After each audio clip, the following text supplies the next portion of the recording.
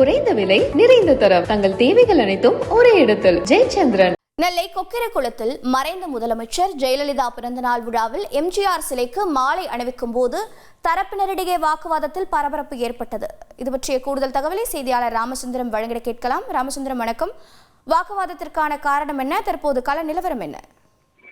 முன்னாள் முதலமைச்சர் ஜெயலலிதா அவர்களுடைய பிறந்தநாள் விழாவையொட்டி நெல்லை மாவட்ட அதிமுகவினர் சார்பில் கொக்கரகுளம் பகுதியில் உள்ள எம்ஜிஆர் சிலைக்கு மாலை அணிவிக்கக்கூடிய நிகழ்ச்சியானது நடைபெற்றது.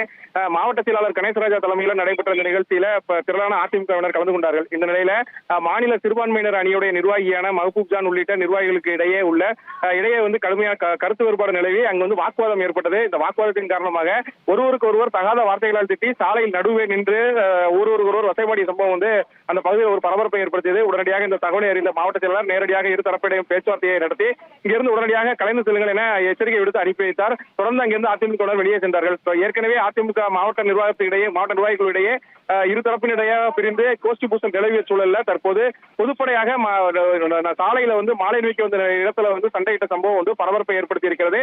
இது தொடர்பாக மாவட்ட நிர்வாகிகள் யாரும் சண்டையிடக்கூடாது என எச்சரித்து அங்கிருந்து அனைவரையும் கலைந்து செல்ல செய்திருக்கிறார்கள்.